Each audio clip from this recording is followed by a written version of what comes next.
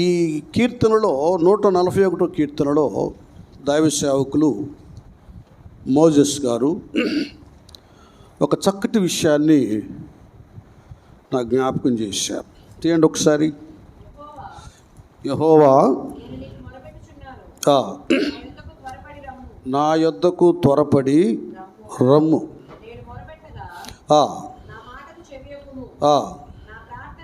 నా ప్రార్థన ధూపములను నేను చేతులెత్తుట సాయంకాల నైవేద్యము వలెను నీ దృష్టికి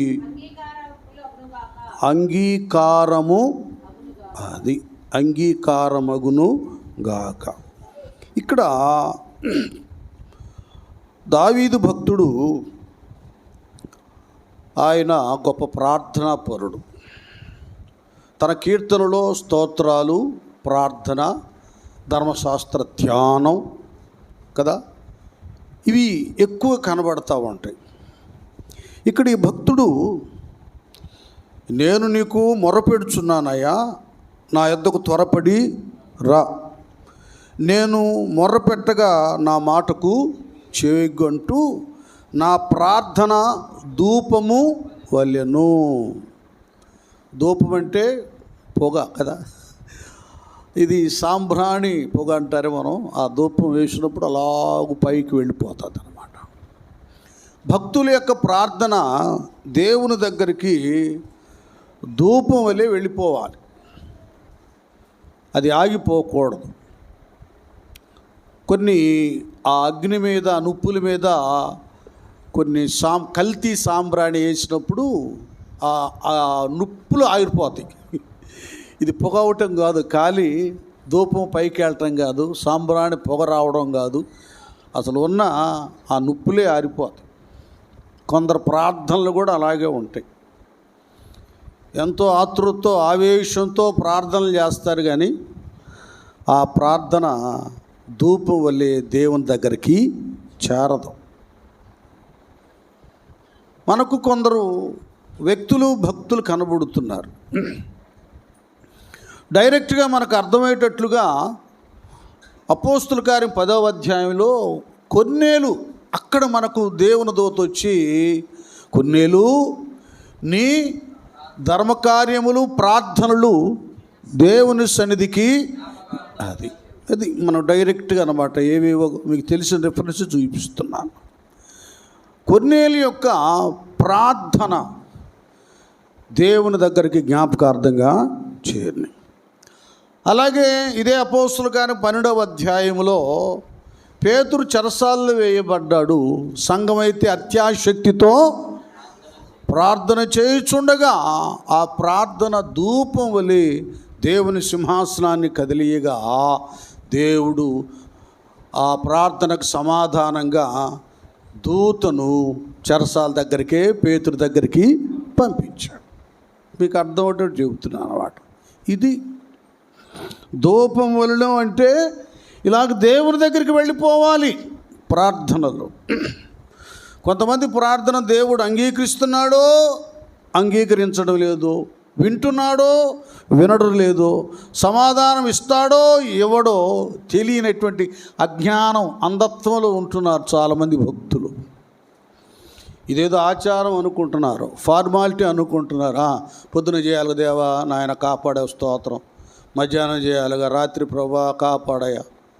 ఇది కాదు, అర్థం పర్థం లేనిది కాదు. మన దేవుడు అర్థం పర్థం లేనివాడు కాదు. ఆయన మాట్లాడే దేవుడు, ఆయన వినే దేవుడు, చూచే దేవుడు, అద్భుతమైనటువంటి కార్యాలను చేసే దేవుడు. ప్రార్థన చేయకపోతే వాళ్ళు ఏమనుకుంటారు, వీళ్ళు ఏమనుకుంటారు, నేను కూడా చేస్తున్నానని చెప్పుకుంటానికి ప్రార్థనకు ఉండకూడదు. అసలు ఇతరుల విషయం మనకు అవసరం లేదండి. మనకి, మన దేవునికి మనం ప్రార్థన చేస్తున్నామా, మన ప్రార్థన దేవుడు అంగీకరిస్తున్నాడా లేదా, అది.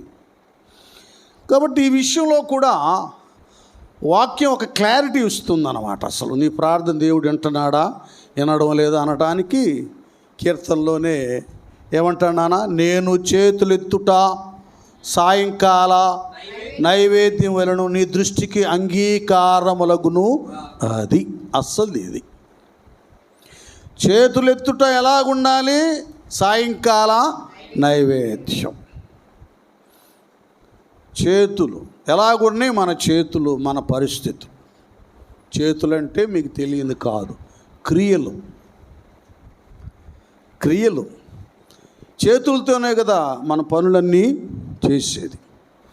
మంచి పని కానీ చెడ్డ పని కానీ, ఒకరిని కొట్టడం కానీ పొడవడం కానీ, లేక ఒక వ్యక్తికి సహాయం చేయడం కానీ, పరిచర్య చేయటం కానీ, మంచి సమరయుడిలాగా ఆయన గాయాలు కట్టినట్లు త్రోపక్కన కొట్టబడి పడిపోయిన వానికి పరిచర్య చేసినట్లు, గాయాలు కట్టినట్లు, అది సహాయం కానీ చెడు పని కానీ మంచి పని కానీ అది ఏదైనా సరే మనుషుడు చేతులతోనే చేసేది. ఆదాము యొక్క కుమారులైన కయ్యూను హేబేలులు వాళ్ళ తండ్రి నేర్పించాడు కదా. తండ్రి ఏమో యెహోవా దేవుని దగ్గర నేర్చుకున్నాడు బలులు అర్పించడం. ఎందుకంటే ఆదామవ్వలు ఆజ్ఞను ఉల్లంఘించి పాపం చేసినప్పుడు వాళ్ళ పాపాలు పరిహరింపబడి నిమిత్తం తండ్రి అయిన యెహోవా దేవుడే కదా ఒక గొర్రెను వధించి ఆ గొర్రెపు కదా చర్మాన్ని వీళ్ళకి చొక్కాలుగా కుట్టాడు. రక్తం చిందించబడింది. వీళ్ళు సిగ్గు కప్పబడటానికి అది వస్త్రంగా వాళ్ళకి ధరింపబడింది. అది నేర్చుకున్నాడు.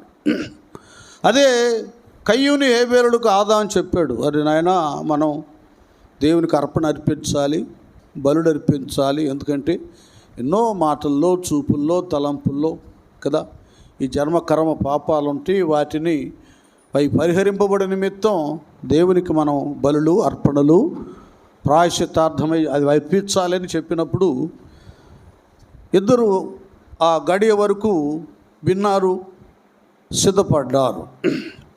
ఈ సిద్ధపాటు విషయంలో వీళ్ళు అర్పణ అర్పించినప్పుడు దేవుడు హేబేలు యొక్క అర్పణనే లక్ష్య పెట్టాడు.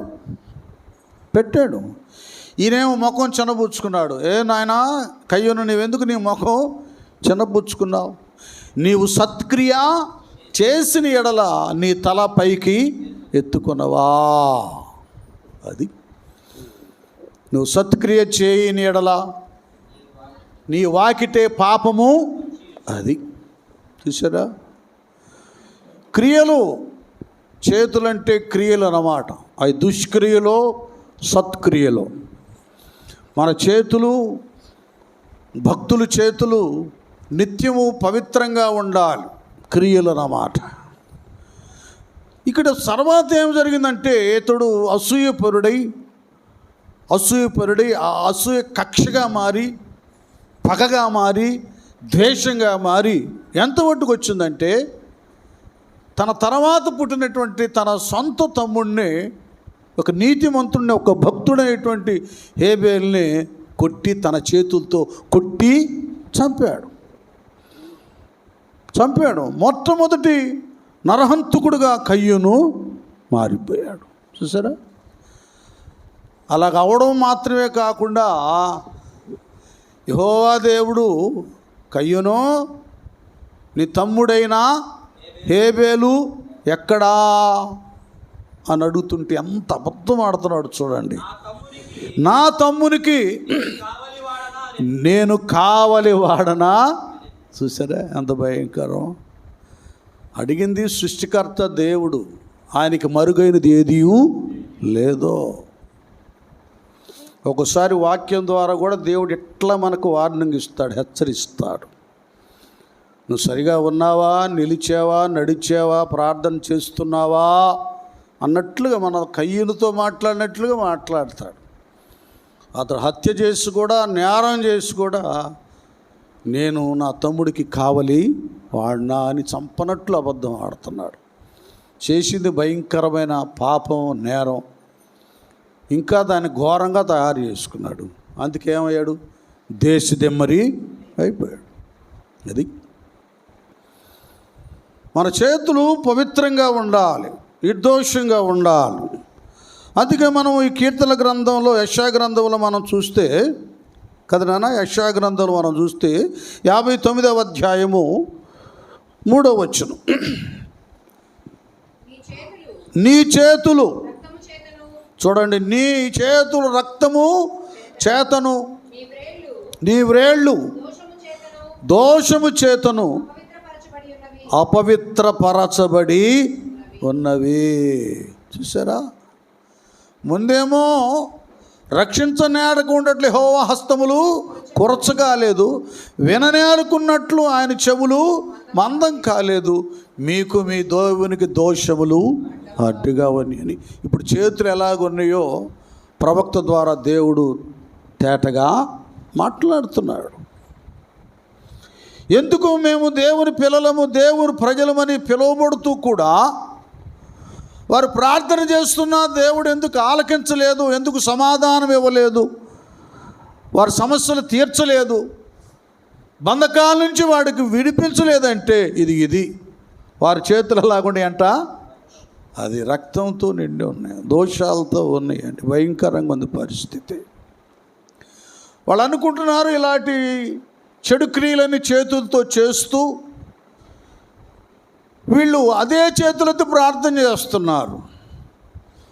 ఆ దేవుడు చూసేసరికి అందులో రక్తము, అపరాధము కనబడుతుంది కానీ, అక్రమము కనబడుతుంది కానీ పరిశుద్ధత, నిర్దోషత్వం కనబడలేదు. మళ్ళీ ఇదే ప్రవక్త 1వ అధ్యాయంలో యెషయా గ్రంథం 1వ అధ్యాయం చూడండి, 15 వచ్చిన చూడండి. 1వ అధ్యాయం, మీరు మీ చేతులు చాపునప్పుడు మిమ్మల్ని చూడక అబ్బా నా కన్నులు కప్పుకొందును, మీరు బహుగా ప్రార్థన చేసినను నేను వినను. అదండి, మీ చేతులు రక్తముతో నిండి ఉన్నవి. ఏం చేయాలంటే ఇప్పుడు వీళ్ళు, ఈ చేతులు రక్తంతో నిండి ఉన్నవి, మిమ్మల్ని కడుక్కొనుడి, శుద్ధి. అది మీ దుష్క్రియలు నాకు కనపడకుండా వాటిని తొలగింపుడి, కీడు చేయుట మానుడి, మేలు చేయ నేర్చుకొనుడి. చూసారు, వీడు బహుగా ప్రార్థన చేస్తున్నా కూడా దేవుడు వెంటలేదు. కారణం ఏంటంటే చేతులు రక్తంతో నిండి ఉన్నాయి. కడుక్కొని శుద్ధి చేసుకోమంటున్నాడు. ఆ దుష్క్రియలు నాకు కనబడకుండా వాటిని తొలగింపుడని డైరెక్ట్గా దేవుని పిల్లలు అనబడుతున్న ఇశ్రాయేలు ప్రజలతో దేవుడు మాట్లాడాడు. కనుక మనం ప్రార్థన చేస్తున్నప్పుడు మనం చేతులెత్తి ప్రార్థన చేస్తున్నాం.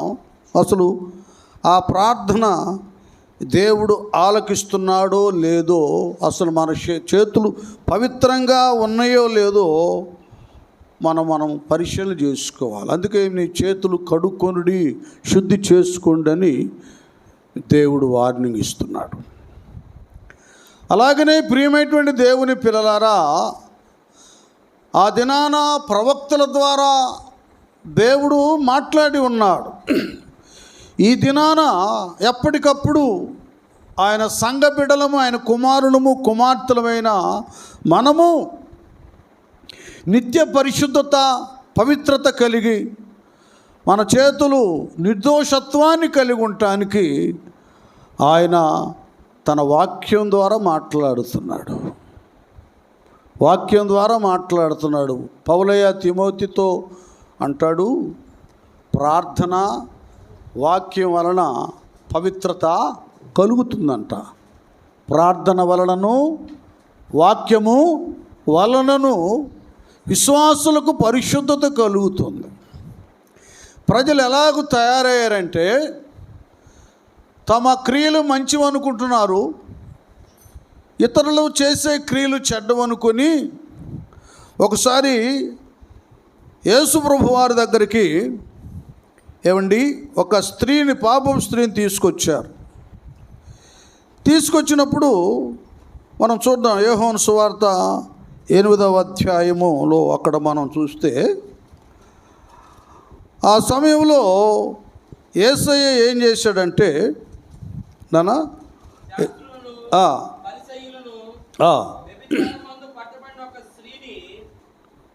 చదువునా ఆమెను మధ్య నిలవబెట్టి బోధకుడా అట్టి వారిని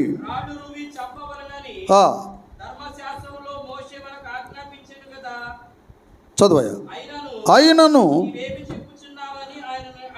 అడిగిరి,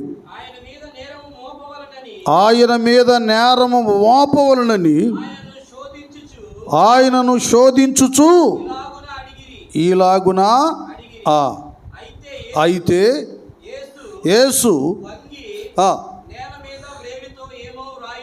అది ఈయనేం చేశాడు, ఈయన చేతి వేళ్లతో నేల మీద ఏదో అలాగుంటే దేవుడు సరిచేయటం అనేది అలాగుంటాయి.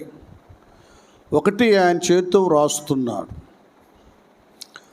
ఆయన సమస్త సృష్టికర్త, సమస్తం ఎరిగినవాడు.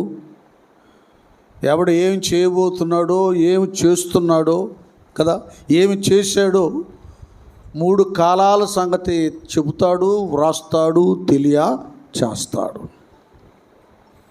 ముందు ఆ చేత్తో వ్రాసినటువంటి చూశారు. ఆ తర్వాత ప్రభువారు మీలో పాపము చేయనివాడు మొదట రాయి వేయమన్నాడు. ఇటు ఆయన చేతి వ్రాత, అటు దేవుని నోటి మాట. చూడండి, 2 వాళ్ళకు తీవ్రమైనటువంటి వణుకు పుట్టుకొచ్చేసింది, వణుకును కలిగించింది. నువ్వు నేను మాట్లాడితే నేనేం చేశానో వీడు చూశాడా అన్నట్టు తప్పించుకునేవాడు. నేను చూసావా, ఈయన సర్వాంతర్యామి, ఇందుగలడు అందు లేడన్న సందేహము అలా ఎందెందు వెతుకునా అది. ప్రతి ఒక్కడు సమస్తం సంచారం చేస్తూ ఉంటుంది ఆయన కనుదృష్టి. అక్కడికి వచ్చిన ప్రతోడు ఎవడెవడు ఏ లోపాలు దోషాల్లో తప్పులు చేశాడో ఆయన ఎరిగి ఉన్నాడు. మనకైతే 2 కళ్ళే, ఆయనకి ఇన్నని చెప్పగలమా? మనకు 2 ఉంటే మరొక కన్ను మన మీద పడుద్ది ఆయన కన్ను. అందరితో ఆయన ఉంటాడు. అది రాస్తూ ఉండగా వణుకు పుట్టుకొచ్చింది, కింద పడేసిరా వెళ్ళిపోయారు. అది దేవుని దగ్గరకు వ్యక్తులు వస్తే సరిచేయబడతారు. 2 జరుగుతాయండి. ఒకటేమో వాక్యం అనగానే అబ్బో ఏందో ఎల్లంగానే నేను చేసినని చెబుతున్నాడు రా బాబు ఆయన, నా తప్పులన్నీ చెబుతా ఉన్నారు, ఏంది ఎవరైనా చెప్పారు ఏంది వాళ్ళకి అన్నట్లుగా ఉండి వెళ్ళిన దగ్గర నుంచి ఒకటి గుచ్చుతూ ఉంటారు అని ప్రార్థన మానేయటము. సమరయ స్త్రీ ఎలాగూ నేను చేసినవని నాతో చెప్పినవాడు ఈయన మెస్సయ్యా కాడా అని కుండ విడిచిపెట్టినట్లుగా ఆమె పాపాన్ని విడిచిపెట్టి ఆమె బ్రతుకును మార్చుకొని నేను మెస్సయ్యాను చూచాను రండి అని సమరయలో ఉన్న ప్రజలను కదిలించింది. గట్టిగా చప్పట్లు కొడదాం, దేవునికి స్తోత్రం. ఇది ఈ 2 జరుగుతాయి. దేవుని దగ్గరకు వస్తే మరి అన్నడైనా రాకుండా వెళ్ళిన దగ్గర నుంచి వాళ్ళు ఏంటో కొట్టినట్టు ఉంటుంది, విమర్శించినట్లుగా ఉంటుంది. అబ్బో ఏందో చాలా భయంకరంగా ఉంటాయండి, అవి మనం వినలేములే అని ఆపేస్తారు. నేను 1984లో సేవ ఆరంభంలో అప్పుడు బాకాలు ఇప్పుడు తీసేసేవాళ్ళండి, పెట్టినప్పుడు అందరిళ్ళకి వినపడేది మైక్. అక్కడ ఎలాగుండేదంటే వాళ్ళు ఏమనేవాళ్ళు అంటే, అబ్బో చెప్తాడు కానీ వాక్యం అదేందో విమర్శిస్తాడు, చాలా కఠినంగా చెబుతాడు, శాపనార్థాలు పెట్టినట్లుగా ఉంటాయి అని నామకార్థ క్రైస్తవులు రాలేదు. ఎందుకు మనకు సంఘాల్లో అక్కడ దాదాపు 180% హైందవ కుటుంబం నుంచి ప్రత్యేకించబడి రక్షించబడిన వారే ఉండటానికి కారణం ఇదే. వాళ్ళకి ఎలాగుంటుందంటే పొడిచినట్లుగా ఉంటుంది అన్నమాట. దేవుని వాక్యం 2 అంచుల వాడి అయిన ఖడ్గము కంటే కూడా అది పదునైంది ఖడ్గం. ఇది కత్తి పొడుచుకుంటుందండి. ఎందుకంటే దేవుడు మేలు కోరి వాళ్ళ పాపాల నుండి వాళ్ళని ప్రత్యేకపరచడానికి దేవుడు హృదయాంతరంగంతో మాట్లాడతాడు. అందుకేగా అపోస్తలుల గారు 2:37లో వారు ఆ వాక్యము చేత పొడవబడిన వారై అయ్యలారా మేమేమి చేతు మరి వారి పేతున్న కడమ అపోస్తలుని అడిగారు. మార్పు కావాలి, రక్షణ కావాలన్న వారు ఏమండి వారు అడిగి రక్షణ పొందుకుంటారు. మేము ఎలాగుండాలి, ఏం చేయాలి అని అడిగితే పేతురు గారు చెబుతూ మీరు మారుమనసు పొందండి అన్న, పాప క్షమాపణ నిమిత్తం ప్రతి వారు యేసుక్రీస్తు నామమున బాప్తిస్మం పొందండి, ఆ తర్వాత మీరు పరిశుద్ధాత్మను వరాన్ని. అది వాక్యం ఇలాగుంటుందండి. మన అంతరంగం, మన క్రియలు ఏమిటో, మన చేత్తో మనం ఏం చేస్తున్నామో అవన్నీ తెలియజేస్తుంది. అక్కడ తన చేత్తో విషయాలు తెలియజేశాడు, రాశాడు. వెళ్ళిపోయారు. అక్కడ ఉండలా, నేను మారతాలే అనలా. కాకపోతే ఆ ఒక్కతే మారిపోయింది. ఆ రోజు నుంచి పాపం చేయకుండా ప్రభువారిని వెంబడించి నీతిమంతురాలుగా తీర్చబడింది. ప్రియమైనటువంటి దేవుని పిల్లలారా, కనికరంగా దేవుడు ఈ దినాన మనం ఇలాగ దేవుని మందిరంలో ఉన్నామంటే ఆయన ఉన్నతమైన ప్రణాళికలో మనం ఉన్నాం.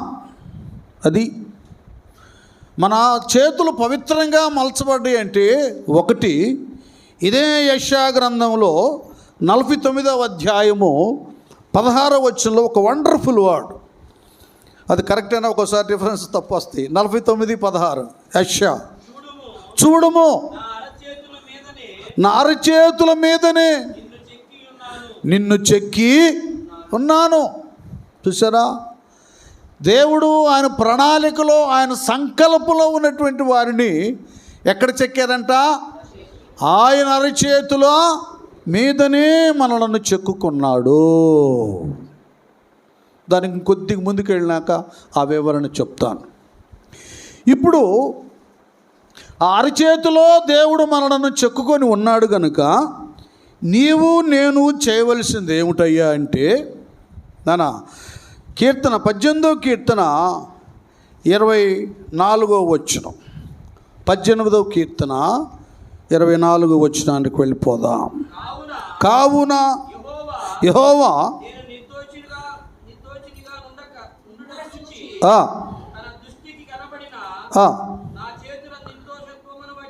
నా చేతుల నిర్దోషత్వమును బట్టి దేవునికి స్తోత్ర.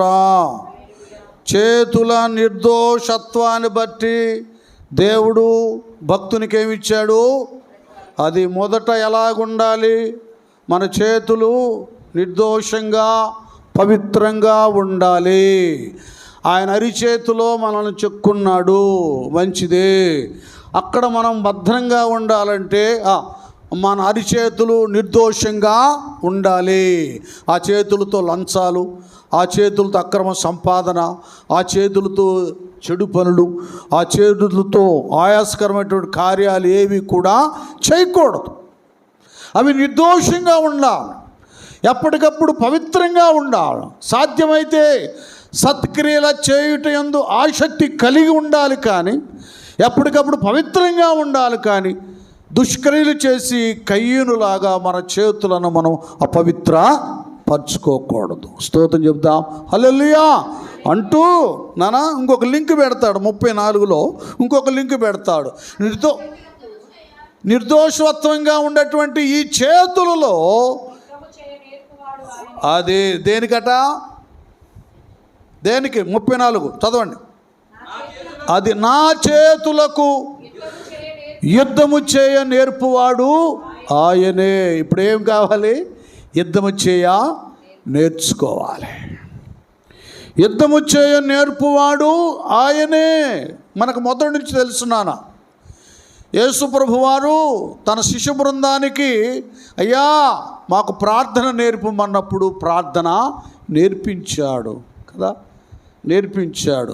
ప్రార్థన నేర్పించడం మాత్రమే కాకుండా ప్రార్థన ఎలాగూ చేయాలో, ఎలాగ విశ్వాసంతో చేయాలో, పరిశుద్ధతతో చేయాలో, హృదయశుద్ధితో చేయాలో, విరిగి నలిగిన మనసుతో చేయాలో ఇవన్నీ కూడా నేర్పించాడు. ఇది నా చేతులకు యుద్ధము నేర్పువాడంటే ప్రార్థన ఆయన నేర్పిస్తాడు. ఇక్కడ మనం 144వ కీర్తన, ఇది ఆయన నా చేతులకు యుద్ధమును నా వేళ్లకు పోరాటమును నేర్పువాడై ఉన్నాడు. చూసారా, ఈ యొక్క చేతులకు యుద్ధం, వేళ్లకు పోరాటం, ఇది ఎక్కడా మనం ఏ కరాటో అదో ఇదో కత్తి సామో కర్ర సామో ఈ చేతితో నేర్చుకుంటాం కాదు. మోకరించి చేతులెత్తి మనం ప్రార్థన చేస్తున్నామే, ఇది దుష్టునికి నిజంగా ఒక ఖడ్గం కొట్టుకొని వాడి ఎదుట నిలుచున్నట్లుగా ఉంటుందన్నమాట. వాడికి వణుకు పుట్టుకొస్తుంది. కొందరు యుద్ధం ఖడ్గం లేకుండానే వెళ్తారు, కత్తి ఉండదు చేతిలో. కొందరు వ్యక్తులకు భక్తులు అని చెప్పుకుంటూ వెళ్తారు. చేతిలో ఖడ్గం ఉంటేనే దుష్టుడు వెనకంజ వేస్తాడు, ఖడ్గం లేకపోతే వాడు విజృంభిస్తాడు. అలాగే చేతులెత్తి ప్రార్థన చేసినటువంటి వారు పరిశుద్ధత, యథార్థత, దైవశక్తి ఉన్నప్పుడు మాత్రమే దుష్టుని యేసు రక్తమే జయమని ప్రభు అయిన యేసుక్రీస్తు నామమున ఆనబెట్టి బంధిస్తున్నాం.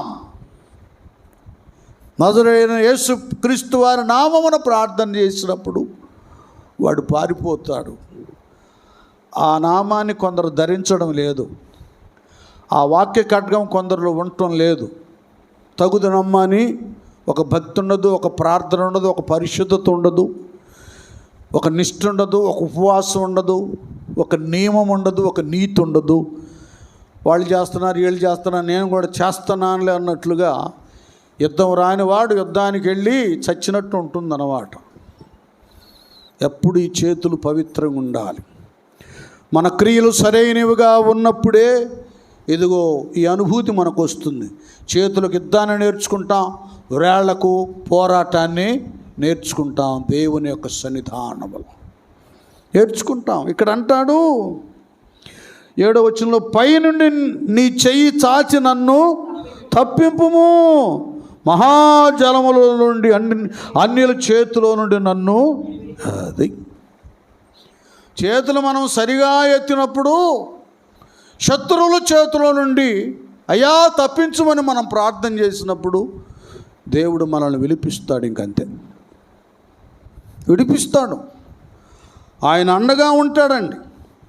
మరలా ఇక్కడ 11:40 నన్ను తప్పింపుము, అన్యుల చేతిలో నుండి నన్ను విడిపింపుము.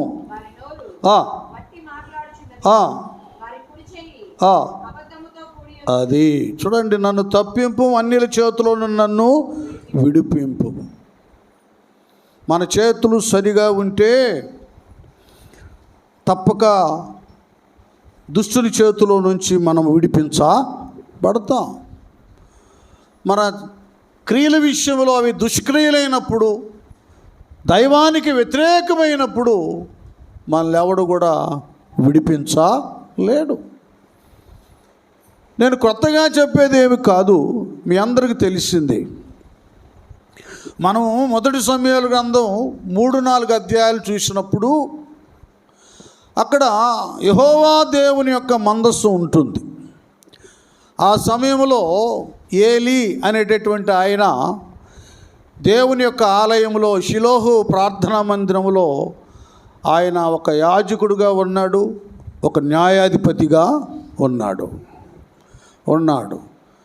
అయితే తాను తన తర్వాత కాబోయేటటువంటి తన కుమారులైన హోఫ్ని, ఫిన్హాస్ అనేటటువంటి వారికి దేవుని యెహోవా దేవుని ఎలాగ ఎరగాలో, ఆ దేవుని ఎరిగిన మనము ఎంత పవిత్రంగా ఉండాలో, ఆయన ధర్మశాస్త్రానికి ఎంత విధేయులుగా ఉండాలో అవి వారికి నేర్పలేదు. చెప్పాడు కానీ పెదవులతో ఖచ్చితంగా ఖండితంగా రేయ్ నువ్వు ఇలాగ ఉండాలి అని హన్నా సమూయేలుని పెంచినట్లుగా పాలు విడిచే వరకైనా సమూయేలుని దేవునిలో సరైన రీతిగా పెంచింది ఆమె. తల్లి వడి బడి గుడి ఏమండి, ఇక్కడే వాడు ఆ ఏబి అని అమ్మ దగ్గరే నేర్చుకుంటాడు. కాన్వెంట్కి వెళ్ళి అందులో సామర్థ్యాన్ని సంపాదించుకుంటాడు. అలాగే గుడి ఇక్కడే కదా. బాలుడు నడవలసి త్రోవన వానికి నేర్పము. ముందు తల్లులు సరిగా ప్రార్థనకు వెళితే, తల్లి వేకు ప్రార్థన చేస్తే, తల్లి కన్నీటి ప్రార్థన చేస్తే, చూడండి తల్లి బైబిల్ చదువుకుంటా ఉంటే ఆటోమేటిక్గా ఆ ప్రభావం, ఆ తీవ్రత ఏమండి వాళ్ళ మీదకు వస్తుంది. తల్లి టీవీ సీరియల్ చూస్తే ఎన్ని గంటలుగా ఆ సీరియల్ వస్తుందో, అమ్మా ఏం టైం అయింది కదా అని పిలుస్తారు. చక్కగా ఇద్దరు కూర్చొని బాగా చూడవచ్చు, రేపు నరకానికి వెళ్ళవచ్చు. ఎవడ ఆపేవాడు ఎవరు ఉండరు. ఇక్కడ ఆపిరాదు ఎవరు, అక్కడ కూడా నరకానికి వెళ్ళినప్పుడు ఎవరు ఆపరు. నీవే కాపాడుకోవాలి. నీ సత్క్రియలే, నీ మంచే, నీ సత్ప్రవర్తన, నీ ప్రార్థన, నీ భక్తే నీకు ధైర్యాన్ని పుట్టిస్తుంది. యెహోవా యందు భయభక్తులు గలవారు చుట్టూ ఆయన దూత కావలి ఉండి వారిని రక్షిస్తుంది. భయభక్తులుంటే రక్షణ వస్తుంది. రక్షణ వస్తే రేపు నరకాన్ని తప్పించుకుంటాం. చూడండి, కాబట్టి బడి గుడి తల్లి ఒడే. ఆమె ప్రార్థన చేస్తే పిల్లలు కూడా ప్రార్థన చేస్తారు. హన్నా భక్తి నేర్పించింది సమూయేలుకి, ఇంట్లోనే నేర్పించింది. నానా ఇలాగుండాలి, ఇలాగుండాలి, ఇలాగూ ధర్మశాస్త్రాన్ని ధ్యానం చేయాలి, ఇలాగూ మోకరించాలి, ఇలాగూ ప్రార్థన చేయాలి, ఇలాగూ వందనాలు చెప్పాలి, ఇలాగూ మొక్కాలి, ఇవన్నీ నేర్పించింది. మీరు వినండి, బాగా అర్థం చేసుకోండి. ఇప్పుడు మీకు అర్థమయ్యేట్టు చెప్తాను.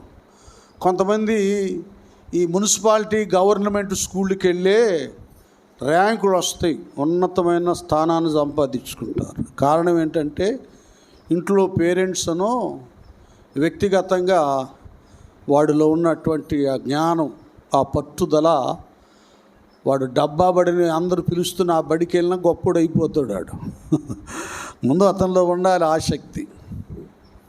లక్షల రూపాయలు ఖర్చు పెట్టిన కాన్వెంటుల్లో స్కూల్లో రాని వాళ్ళకి రాని స్థానాన్ని, ర్యాంకును వీళ్ళు పొందుకుంటానికి కారణం తల్లిదండ్రులు ఆ బిడ్డ ఎడల ఉన్న శ్రద్ధ అండి. మీకు అర్థమయ్యేట్టు చెప్తాను. ఒఫ్ని ఫినెహాసులు ఏలి పిల్లాళ్ళు మంచోళ్ళు కాదు. ఏ చుట్టలు బీడీలు తాగే అడ్డుగోలు రకాలో వాళ్ళు. ఎందుకంటే చాలా తప్పులు చేస్తున్నారు, బైబిల్లో ఉంది, మన అందరికీ తెలుసు. అలాంటోళ్ళ మధ్యకి వెళ్తున్నాడు కదా. ఈడు కూడా తాగేసి వాళ్ళిద్దరూ ఈయనకు ఒక బీడీ ముక్కిస్తే కదా, రేపు రాపో వాళ్ళని అట్టాను వీళ్ళు ఇట్టాను అది తీసుకురా, దొంగతనాన్ని, అసహ్యమైన కార్యాలను నేర్పించగలను, అందులో నిలబెట్టగలరు. ఇక్కడే తల్లే వాటన్నిటి నుండి తప్పించుకుంటానికి భక్తిలో పెంచింది. అందరు గట్టిగా చప్పట్లు కొట్టండి. అది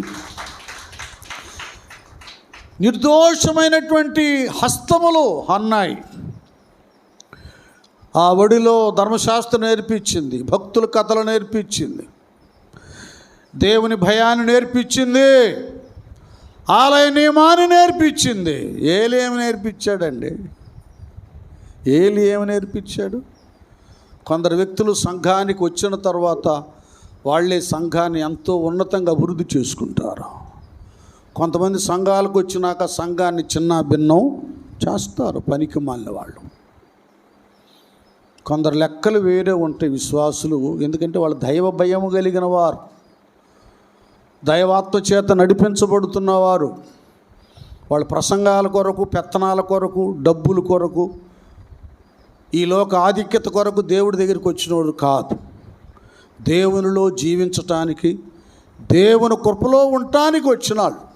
అది ఈ రోజుల్లో సంఘాల్లో ఎలాంటి నీచమైన వాళ్ళు తయారయ్యారంటే, వాడు ప్రసంగం చేయాలి, వాడి ప్రసంగాన్ని పాస్టర్ గారి కంటే కూడా అబ్బా నువ్వు ఆయన కంటే బాగా చెబుతున్నాను మెచ్చుకోవాలి.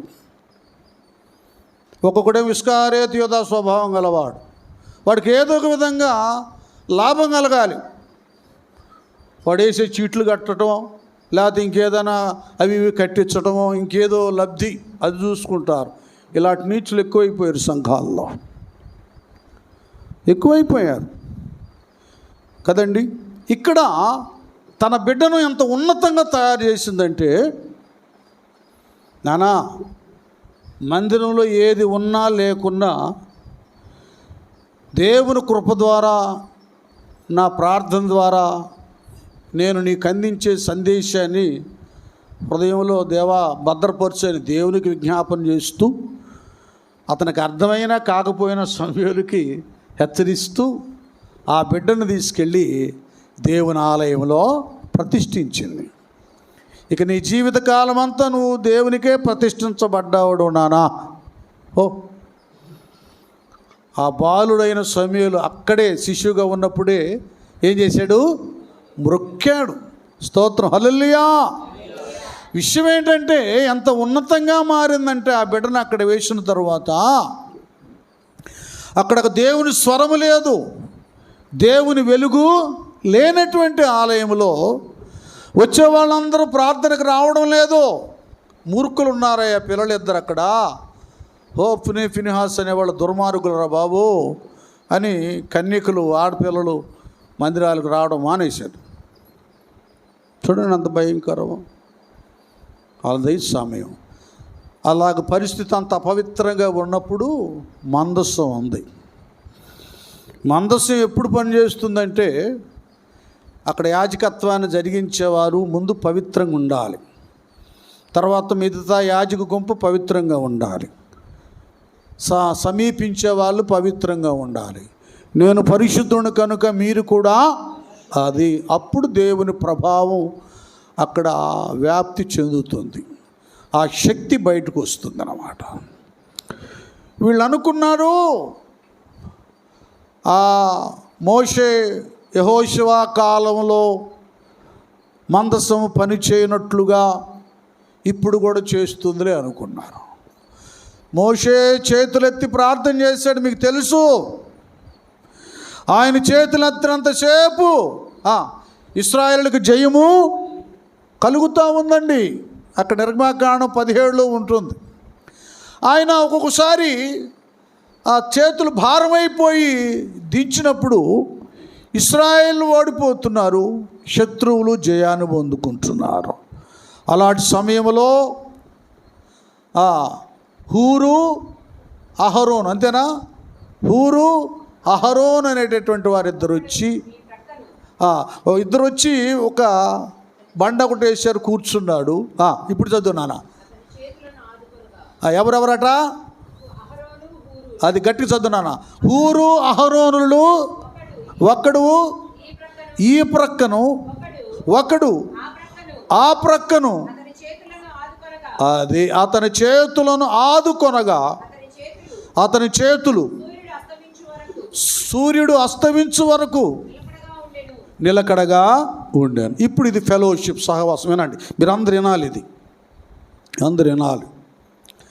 ఒక్కోసారి మన ప్రార్థనా విధానంలో మనం బలహీనం అవుతాం, సందేహాలు వస్తాయి, అనుమానాలు వస్తాయి, ఒక్కోసారి నీరసించి పోతాం. వినండి నాన్న, ఎందుకు ఫెలోషిప్, ఎందుకు సహవాసం, అంతంత దూరాలు ఎందుకు వెళ్ళాలి, ఏమండి, అంతంత ఖర్చు ఎందుకు పెట్టుకోవాలి, అంత ప్రయాస ఎందుకు పడాలంటే, మన ప్రార్థనా హస్తములు, మన నిర్దోషమైన హస్తములు నిలకడగా ఉండటానికి సహవాసం అనేది కావాలి.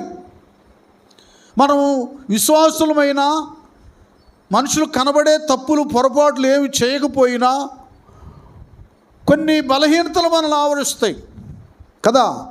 విశ్వాసము కానిదేదో అది పాపం. అంటే అవిశ్వాసం సందేహం అనబడేటటువంటిది చాలా భయంకరమైనటువంటి పాపం అది కదా. ఇది అంటారే, పులి కంటే మించింది గిలి. ఇది జరిగిద్దో జరగదో, దేవుడు చేస్తాడో చేయడు అనేది ఒంటరిగా ఉంటేనే ఈ అవిశ్వాసం కలుగుతుంది, నిరుత్సాహం కలుగుతుంది. ఈరోజు వెళ్ళపోతే ఏమి అన్నట్లుగా ఉంటాం, ఈరోజు చేయకపోతే ఏమి అన్నట్లుగా ఉంటాం, ఈరోజు ఉపవాసం ఉండకపోతే అన్నట్లుగా ఉంటాం. ఇవన్నీ కూడా సరిచేయబడి నిత్యం మన ప్రార్థన హస్తాలు నిలకడగా ఉండాలంటే మోషే ఒక హస్తాలను ఒకవైపు హూరు, ఒకవైపు చెప్పరేంటి, వింటలేదా మీరు? ఎవరిద్దరు? ఒక ఆయనేమో హూరు, ఒక ఆయన అహరోను ఎలాగ పట్టుకున్నారో ఆ నొప్పి తగలకుండా మనం సంఘమంతా కలిసి ప్రార్థన చేస్తున్నప్పుడు ఒకరికొకరు సపోర్ట్, గట్టిగా చప్పట్లు కొడదాం. అదేంటి? ఒకరికొకరు సపోర్టు. ఇంక నువ్వు తప్పు చేయవు, నీకు ఇంక సందేహం రాదు, అనుమానం రాదు. ఆ అక్క చూడు ఎంత పవిత్రంగా ఉందో, ఆ మాటలు చూడు, ఆ దృష్టి చూడు అన్నది ఎలాగుందో, నేను అట్టుండాలి అని వచ్చేస్తాను. అన్న చూడు ఎలాగ ఉపవాసం ఉన్నాడో, అంకుల్ చూడు ఎలాగున్నాడో. ఇలాగూ బలవంతులైన వారు దేవుని సంఘంలో సహవాసంలో నీకు కనబడతారు, నిర్దోషులు కనబడతారు, నీతిమంతులు కనబడతారు. కనుక అలాంటి నీతి నేను కలిగి ఉండాలి. అబ్రహాము, ఇస్సాకు, యాకోబుల దేవా అన్నట్లుగా వాళ్ళ వలే మేము ఉండాలని వాళ్ళ తండ్ర ఇశ్రాయేలుది. అలాంటి పరిశుద్ధతను, ప్రార్థన శక్తిని, నిర్దోషత్వాన్ని కలిగి ఉండాలన్న నిరీక్షణ, ఆ పట్టు, ఆ నమ్మకం, ఆ ఇష్టత, ఆశ మనకు కలుగుతుంది. కనుక దానికి తగినట్లుగా మన బ్రదర్స్ సిస్టర్స్ ప్రేయర్లు మనకు సపోర్టుగా ఉంటారు. కనుక మన చేతులు నిలకడగా ఉంటాయి. మోషే చేతులు నిలకడగా ఉన్నప్పుడు సూర్యుడు ఉదయించిన వరకు సూర్యుడు అస్తమించే వరకు అలాగున్నప్పుడు ఇశ్రాయేలులకి ఏం కలిగింది చెప్పండి? జయము కలిగింది. శత్రువులు తరమబడ్డారు, ఓడిపోయారు. కనుక మన చేతులు నిలకడగా ఉండాలంటే తప్పనిసరిగా సహవాసపు ప్రార్థన, సంఘ ప్రార్థన, వారితో కలిసి ఐక్యతగా ఉండటం అనేటటువంటిది మనకు చాలా చాలా చాలా అవసరము. గట్టిగా చప్పట్లు కొడదాం. దేవుని స్తోత్రం. చెరసాలలో వేసిన సంకెళ్ళు బిగించిన, చెరసాలలో వేసిన సంకెళ్ళు బిగించిన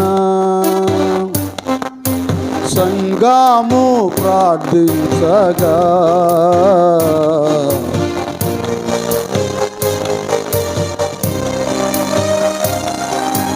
సంఘము సగా చెరసాల బ్రద్దలాయి యెహోవా నీ నామము ఎంతో బలమైనది, ఎంతో బలమైనది, ఎంతో బలమైనది. యెహోవా నీ నామము నీ ప్రజల యుద్ధములు చేసిన దేవా, నీ ప్రజల యుద్ధములు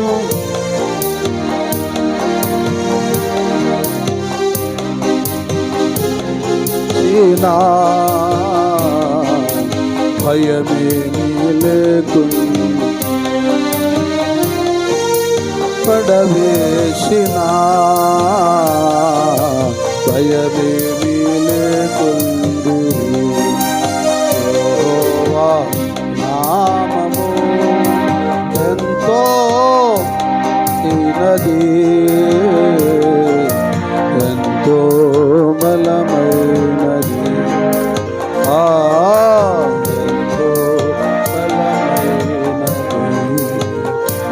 స్తోత్రం. హల్లెలూయా. కనుక చేతులు ఎత్తినప్పుడు మందసము దగ్గర ఆ మందస్సులో ఉన్నటువంటి యెహోవా ప్రభావము ప్రజల పక్షంగా ఉండి ఆయనే యుద్ధాలు చేసేవాడు కదండి. ఆయన యుద్ధం చేసేవాడు.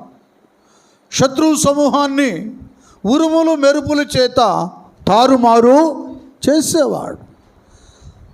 అదే మహిమాయుక్తమైన ప్రభావవంతమైన మందసం అక్కడున్న వారు చేతులెత్తి ప్రార్థించిన ఫిలిస్తీన్లు శత్రువులు వచ్చి దాడి చేసిన వారు ఆ పోరాటము నుండి ఆ యుద్ధము నుండి వారు అపజయానికి గురైపోయారు. ఇశ్రాయేలు ప్రజలు ఓడిపోయారు. మందసం పట్టబడినది. అప్పుడు దాకా న్యాయాధిపతిగా యాజకత్వం చేస్తున్నటువంటి ఏలీ చనిపోయాడు. ఏలీ కుమారులు చనిపోయారు. మరి కోడలు కంటూ ఈ వార్త వింది. ఏంటి, ఎలాగుంది, ఏముందయ్యా, అదిగో యజమానుడు చనిపోయాడు, అయ్యగారు చనిపోయాడు, మందసం పట్టబడింది ఫిలిస్తీన్ల చేతులు అన్నప్పుడు ఆ బిడ్డను ఆ బిడ్డకి ఏం పేరు పెట్టింది నాన్న? ఆ బిడ్డకి ఏం పేరు పెట్టింది? 4వ అధ్యాయం 1 సమూయేలు గ్రంథం ఈకాబోత్ అనే. అది ఈకాబోత్ అంటే అర్థం ప్రభావము పోయాను. అది చూసారా? ప్రార్థన చేస్తే ప్రభావం రావాలి. ఇక్కడ పోయింది. మీరు బాగా అర్థం చేసుకోండి. మన దేవుడు నిన్న నేడు నిరంతరం ఏకరీతిగా ఉన్నవాడు. అప్పుడు పరిశుద్ధత లేకపోతే దుష్క్రియలు కలిగి ఉన్నప్పుడు అపజయానికి గురైపోయారు. శత్రువుల చేతులు ఓడిపోయారు. నిత్యము దీవించేటటువంటి యెహోవా మందసము ఫిలిస్తీన్ల చేతిలో పట్టబడింది. అది నిన్న నేడు నిరంతరం ఒక రీతిగానే ఏకరీతిగానే ఉన్నవాడు. ఆయన పరిశుద్ధుడు. ఈ క్రొత్త నిబంధన సంఘ కాలంలో కూడా మనం పరిశుద్ధమైన హస్తాలు ఎత్తి మనం ప్రార్థన చేయాలి. దానికి పౌలయ్య తిమోతి రాసిన మొదటి పత్రిక తిమోతి 2వ అధ్యాయము 8లో జెంట్స్కి చెప్తున్నాడు, క్లియర్గా చెప్తున్నాడు. కావున ప్రతి స్థలమందును పురుషులు, చూడండి బ్రదర్స్, చెబుతున్నాడు పరిశుద్ధాత్మ ద్వారా పౌలయ్య. పురుషులంట ఒకటి కోపమును, సంశయమును, అది ఉండకూడదు. ముందు కోపం ఉండకూడదు నాయన, సందేహాలు సంశయాలు ఉండకూడదు నాన్న. ఇవేవి కూడా లేని వారై పవిత్రమైన చేతులెత్తి, అది పవిత్రమైన చేతులెత్తి ఏం చేయాలంట? ప్రార్థన చేయాలి. ఇది బ్రదర్స్ కావాల్సింది. సత్క్రియలు చేస్తూ ఈ చేతులు ఎప్పుడు కూడా అలాగూ దేవుని వైపు, ఆకాశం వైపు, ఆయన సింహాసనం వైపు ఎత్తే ప్రార్థన చేతులుగాను, రొట్టె విరిచే చేతులుగాను. చూడండి, వాక్యాన్ని గ్రంథాన్ని ఇలాగున తెరిచే చేతులుగాను ఉండాలి. పవిత్రమైన చేతులతో ఏం చేయాలంట?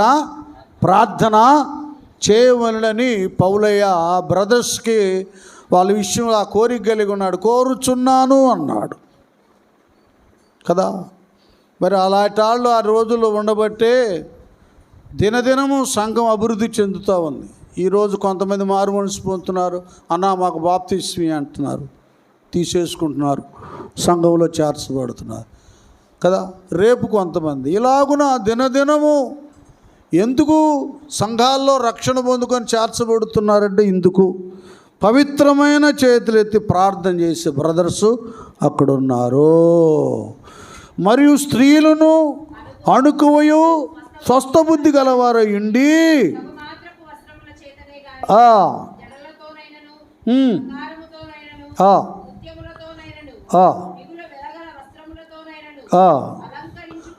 అలంకరించుకొనక,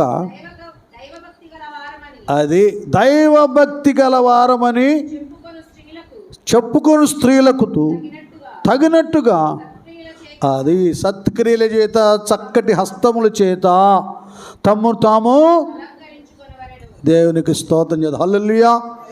ఇలాంటి వాళ్ళు ఉన్నారు. సత్క్రియ గలటువంటి స్త్రీలు పురుషులు ఆది సంఘ అపోస్తల కాలంలో ఉన్నారు కనుకనే సంఘం అంతకంతకి అభివృద్ధి చెందుతా ఉంది. ఈ దినాల్లో ఇలాంటి అనుభవం కొదువైపోయిందండి విశ్వాసులు. కనుకనే ఎప్పుడు చూసినా కూడా సంఘం అలాగే ఉంటుంది, కానీ సంఘ సంఖ్య పెరగడం లేదు, అభివృద్ధి కనబడటం లేదు, అన్నీ కొదువుగా ఉన్నాయి. కారణం ఈ లోతులోకి రాకపోవడానికి కారణం ప్రార్థన కొదువైపోయింది, వాక్యానుసారమైన జీవితం లేదు. అంత మాత్రమే కాకుండా సహవాసం అనేటటువంటిది గిట్టట్లా చాలామందికి. వాళ్ళు ఏ కాడికి ఎక్కడ ఏ ఫంక్షన్ జరుగుతుంది అక్కడ మా బంధువులు వస్తారు, మిత్రులు వస్తారు అని ఈ లోక సంబంధమైనటువంటి ఆడంబరాలకు, ఈ ఘనతకు వీటికి ఇచ్చేటటువంటి ప్రాధాన్యత, శరీర సంబంధులకు, లోకస్తులకు ఇచ్చేటటువంటి ప్రాధాన్యత ఈ భక్తులు మరి తోటి సంఘ సభ్యులకి, దేవుని వాక్యానికి, ప్రార్థనకి, సహవాసానికి ఇవ్వడంలా. అందుకే సంఘాలలో నియమం లేదు కనుక, ప్రార్థన లేదు కనుక, పవిత్రత లేదు కనుక అభివృద్ధి కొరకు ఆరాటపడటం అనేది కొదువైపోయింది. అందుకే అంటాడు,